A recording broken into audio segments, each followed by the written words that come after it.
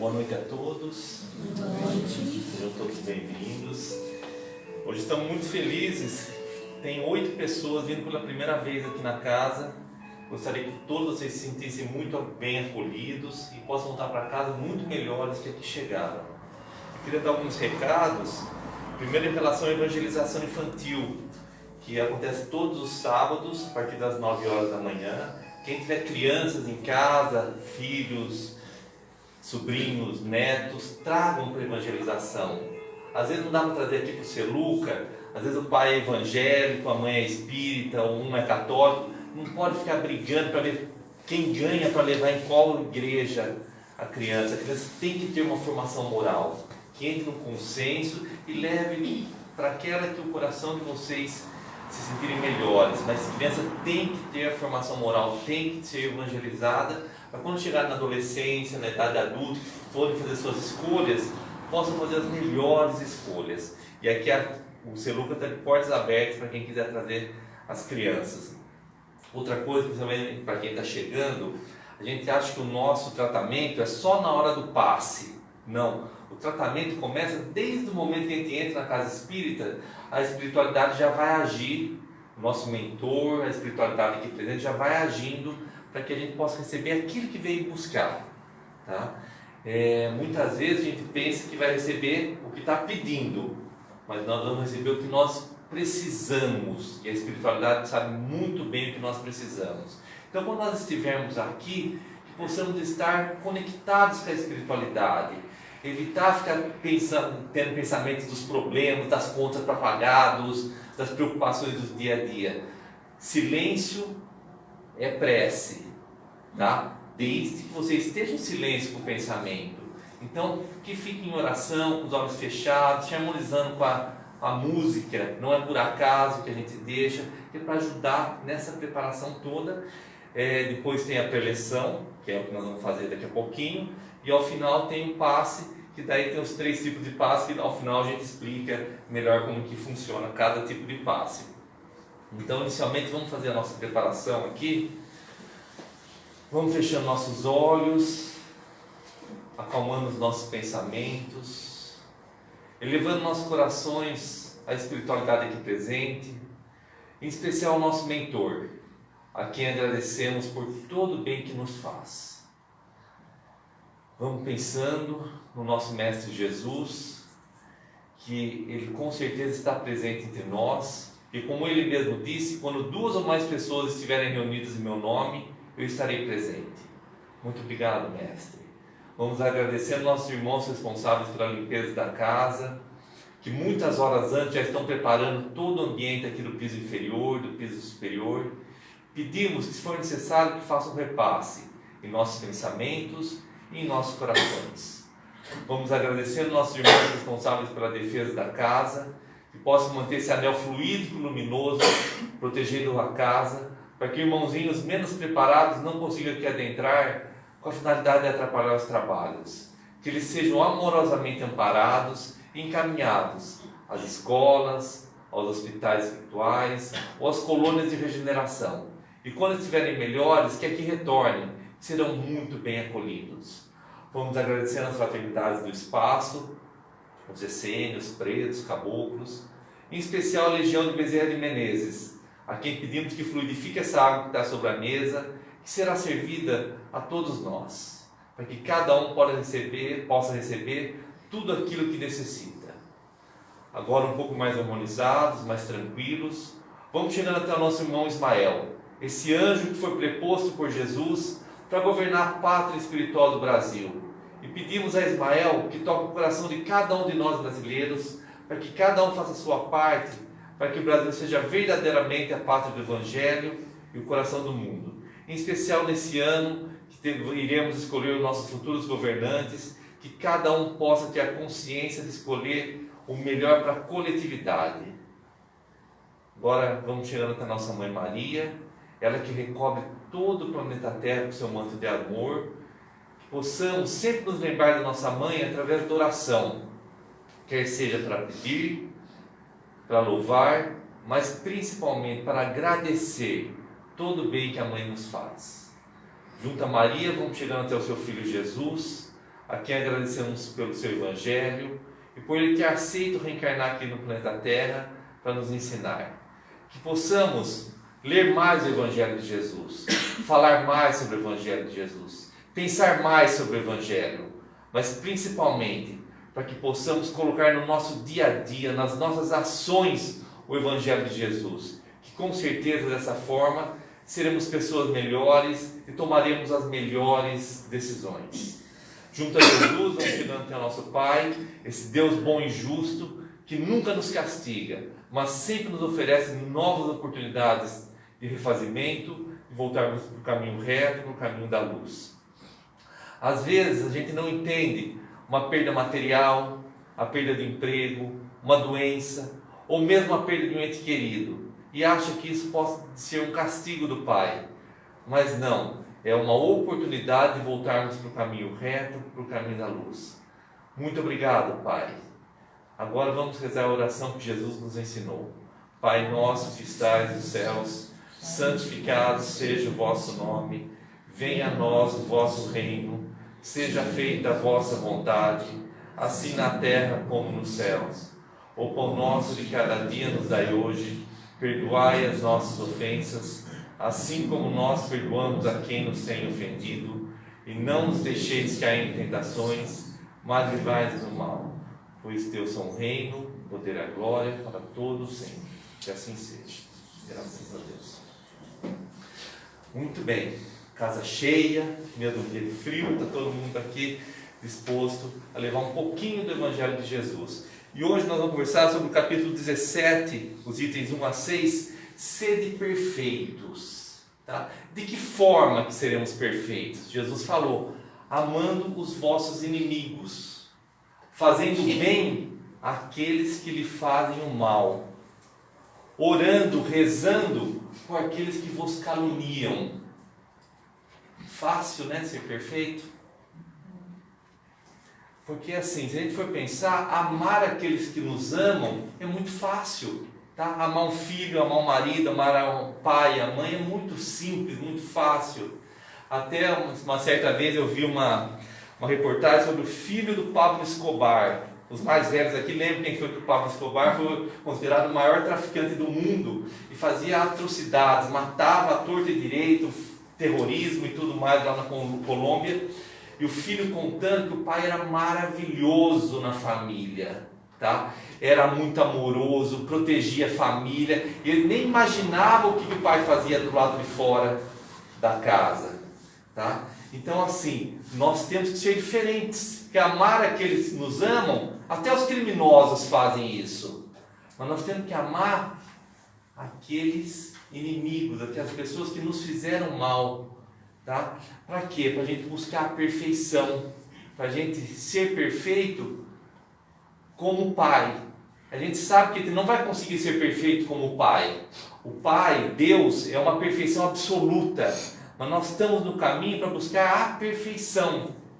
Quando Jesus fala isso, Ele nos traz o quê? Qual que é o grande objetivo da nossa vida? Qual que é o grande objetivo da encarnação, das reencarnações? Nós buscarmos a perfeição. Porque quando nós vamos evoluindo, nós vamos no caminho da perfeição. Então sempre nós estamos evoluindo. Por mínimo que seja, por mais devagar que seja, nós estamos sempre evoluindo, sempre nos melhorando e buscando a perfeição, que é o que é o nosso grande objetivo, né? Eu repito, a gente não vai conseguir a perfeição absoluta, que isso é só Deus realmente, mas nós vamos conseguir a perfeição relativa aí, a cada dia ser um pouco melhor do que era no dia anterior, sempre fazendo um exame de consciência, né? Como o Santo Agostinho fazia, toda noite antes de dormir, ele passava uma vistoria em tudo que ele fez no dia, para ver o que ele fez de bom, que ele poderia fazer melhor no dia seguinte, mas o que ele fez de ruim, que ele poderia não fazer mais na frente. Tá? E daí a gente vai falar um pouquinho sobre o homem de bem. Tá? O homem de bem é aquele que está buscando a perfeição, que já está mais próximo da perfeição. O homem de bem é aquele que pratica a lei da justiça, do amor e da caridade na sua maior pureza. Nós conseguimos isso já? Nós estamos todos aqui porque nós estamos no caminho, estamos indo em direção de ser um homem de bem. O homem de bem, ele sempre se interroga se ele praticou mal contra alguém, mas também se ele não deixou de fazer todo o bem que ele poderia ter feito. Uma vez eu li que assim, nós somos responsáveis por todo o mal que nós fazemos, mas somos responsáveis também pelo bem que deixamos de fazer. Porque eu poderia me isolar numa caverna, e daí eu não vou fazer mal para ninguém. Posso fazer até mal para mim, mas não vou fazer mal para mais ninguém. Mas eu estou deixando de fazer o bem. Então nós temos que praticar o bem. Nós estamos aqui na encarnação, é como se fosse uma escola. Nós estamos passando por provas, por expiações, e nós temos que praticar o bem, buscar a caridade. O bem, ele assim, você não espera um pagamento pelo bem. É só você imaginar o pai e a mãe. Quando a gente cuida de um filho, você fica esperando algum pagamento? A mãe que dá de mamar, ela está esperando que vai ter uma recompensa lá na frente? As noites que a gente passa em claro, muitas vezes com os filhos, você está esperando uma recompensa? Não, esse é o bem. Tá? Não esperar, não, eu vou ajudar aquela pessoa, porque por interesse, depois ela vai me ajudar, vai me dar uma promoção. Pode chamar de qualquer outra coisa, mas isso não é fazer o bem. Tá? O fazer o bem é você realmente não esperar nenhuma recompensa contra aquele bem que foi dado. O homem de bem, ele tem a fé em Deus e na justiça divina. Ele confia que tudo que acontece na nossa vida não é por acaso, tudo tem um propósito, e o propósito é o quê? A perfeição. Nós buscarmos ser sempre melhores. Tá? E como que a gente pode buscar ser melhor? Através da tal da reforma íntima. Reforma íntima é você se autoconhecer e ter a convicção de que sempre está buscando ser um pouquinho melhor. Hoje eu sou um pouquinho melhor do que eu era ontem, mas amanhã eu vou buscar ser um pouquinho melhor ainda. Tá? Os degraus são pequenininhos. A gente fala que a evolução se dá em milímetros. Não adianta eu tentar achar que eu vou chegar aqui e vou ser um Chico Xavier da noite para o dia. Tá? Ele penou muito para estar onde está. Que nem Jesus. Vocês acham que Jesus foi criado diferente da gente? Deus escolheu esse filho para ser melhor que todo mundo? Não, ele só foi criado antes que a gente e muitas vezes fez escolhas melhores que a nossa. Mas ele também passou por todas as provas e expiações que nós estamos passando. Porque senão, que moral que ele teria para chegar para a gente e falar, não, ame os vossos inimigos, se ele não teve que amar os inimigos, ele já foi criado bom. Não, ele passou por tudo, ele tem a moral de falar para a gente, para poder nos ensinar através do seu evangelho o caminho certo, o caminho da luz, para a gente poder ser sempre um pouquinho melhores. Tá? O homem de bem, ele tem fé no futuro, ele sabe que não acaba aqui, então ele dá muito mais valor aos bens espirituais do que aos bens materiais. Vamos imaginar uma pessoa que é materialista, que ele imaginou que acabou, morreu, acabou tudo, veio do pó e voltou para o pó. Tá? Se ele não tem fé no futuro, ele vai o quê? Vai gozar a vida, vai fazer tudo que ele tiver vontade de fazer nessa vida, porque para ele não vai ter o futuro, então para que eu vou fazer o bem? Nós que acreditamos no futuro, tem fé no futuro, que depois dessa vida, apesar do desencarne, a vida não acaba, ela sempre continua e vai ser dada novas oportunidades para todos nós, para nos redimirmos, para voltarmos para o caminho reto. Tá? O homem de bem sempre retribui o mal com o bem e ele toma defesa do fraco contra o forte. Tá? Ele encontra muita satisfação quando vê se ele pode fazer os outros felizes, mas também quando ele consegue consolar uma pessoa, quando você consegue enxugar as lágrimas de uma pessoa. Tá? Quando a gente fala em caridade, a gente pensa sempre na caridade material, É eu dar uns 5 reais para uma pessoa, ou dar um prato de comida, ou dar um agasalho. É importante isso? Claro que é. Se a pessoa estiver com frio, o que ela está precisando naquela hora é do agasalho. Se ela estiver com fome, está precisando de um prato de comida. Mas a verdadeira caridade é a caridade moral. Tá? É você dar o que você tem de mais precioso, o seu tempo. Muitas vezes para escutar uma pessoa, para dar um ombro amigo, para ela poder se desabafar. E quando uma pessoa vem conversar com a gente, é intuitivo que a gente quer dar um conselho para ela. Eu tenho que dar uma resposta para ela. Não necessariamente. Tá? Só dela poder desabafar, poder falar o que está magoando, quais as dificuldades dela, você já fez o seu papel. Não precisa ficar se preocupando o que eu vou falar para ela. Porque daí quando você está se preocupando, você não está de corpo e alma escutando o que ela quer te falar. Contato visual, olhe nos olhos da pessoa, dê um abraço. O quanto é importante, graças a Deus agora a pandemia está indo embora, a gente pode voltar a ter o contato físico, um aperto de mão, um abraço na pessoa. O quanto faz diferença isso, quando a gente está amargurado, está com problemas, com dificuldades, uma doença. O quanto você pode fazer a diferença na vida de uma pessoa, tá? E a gente tem que estar ligado, sempre prestando atenção nisso aí, tá? Às vezes tem uma pessoa que você está na frente do elevador e a outra pessoa está morrendo de medo de andar no elevador. Pessoas mais de idade às vezes nem entram no elevador. Vá lá com ela, acompanhe até o andar dela, depois vá para o seu andar, tá? Isso você está dando um calor tão grande para a pessoa, um amor tão grande, que ela com certeza vai ganhar o dia, você vai ganhar seu dia de ter feito isso para ela. Tá?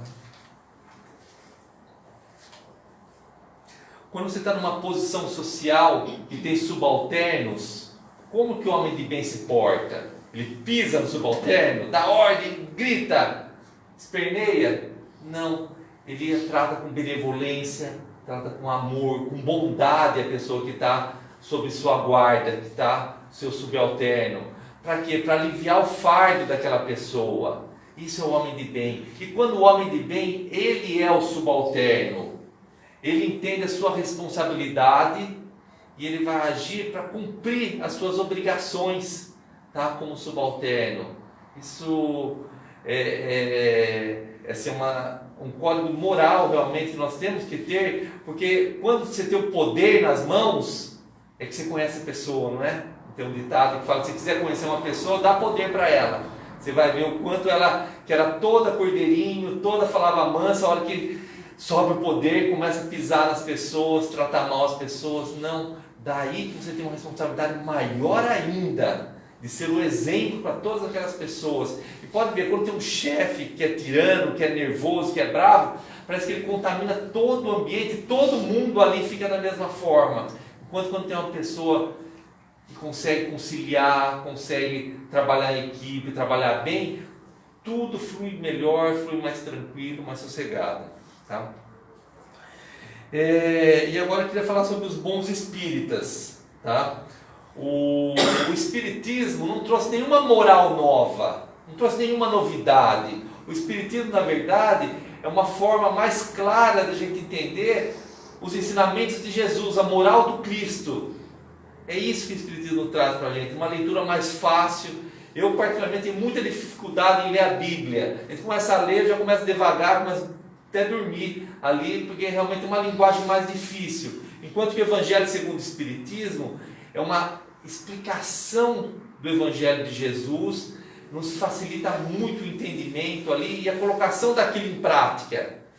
Então, a gente, assim, o Espiritismo é só uma releitura dos ensinamentos de Jesus para que a gente consiga colocar verdadeiramente em prática isso aí. E o bom espírita nada mais é que o bom cristão, que é o homem de bem. Tá? Você conhece o verdadeiro espírita pela sua transformação moral e pela sua luta contra as dificuldades. Todos nós temos vícios, temos defeitos e temos que buscar dia após dia diminuir esses vícios, diminuir os defeitos. O orgulho o egoísmo, é um dos piores defeitos que tem. O orgulho, eu me acho melhor que os outros, então eu não tenho mais o que aprender com os outros, porque eu sou melhor que todo mundo. E o egoísmo, quando eu só penso em mim mesmo, tá? Em saciar as minhas necessidades, eu não penso no próximo. Daí, o orgulho e o egoísmo é a raiz da maioria dos defeitos que nós temos. E para finalizar, nesse capítulo, ele fala sobre a parábola da semeadura. Aquela parábola que a pessoa estava andando com umas sementes, algumas sementes caíram no caminho. Daí veio a ave e comeu aquela semente, ela não germinou. Outras sementes caíram na pedra. Como ela era muito superficial, ela germinou, mas como não tinha raiz, acabou secando com o sol e morreu. Outras sementes caíram no espinheiro. O espinheiro cresceu e acabou abafando essas sementes aí, elas não germinaram. E umas outras sementes caíram na terra boa, que daí germinou a terra boa. O que Jesus quis dizer com as parábolas? A gente sabe que ele usou as parábolas no modo figurativo de explicar os ensinamentos dele, né? Na verdade, essa parábola da semeadura, ele quer dizer o que nós fazemos com o Evangelho, tá? De que forma que nós agimos com o Evangelho de Jesus. Aquele que caiu a semente e o pássaro foi lá e comeu, nada mais é que a pessoa que quando ouve o Evangelho, nem presta atenção no Evangelho. Entra por um ouvido e sai pelo outro. Não vai nem germinar, nem totalmente inerte, não mudou nada a vida dele. Tá? Aquela semente que caiu na rocha lá, ela germinou e logo morreu. É a pessoa que até ouve o Evangelho, fala que legal o Evangelho, bacana, saiu feliz com aquela preleção que ouviu, mas saiu daqui para fora ali, já foi embora, não colocou em prática aquilo. Então ela germinou, mas logo morreu. Aquele que caiu no espinheiro, o que ele quis dizer com isso aí? Aquela pessoa que prestou atenção, que gostou do Evangelho, sai ali fora, continua pensando um pouco sobre o Evangelho, mas daí tem as preocupações do dia a dia. Tem as dívidas para pagar, tem a preocupação de doença, disso, daquilo, e acaba deixando de lado o Evangelho de Jesus. Tá?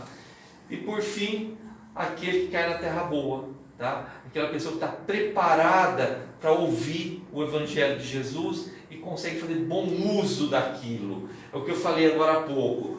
Ser um exemplo vivo do Evangelho de Jesus. Não adianta eu declamar o Evangelho de trás para frente, de frente para trás, aqui bonito, trechos, e falar, pensar, mas não colocar em prática.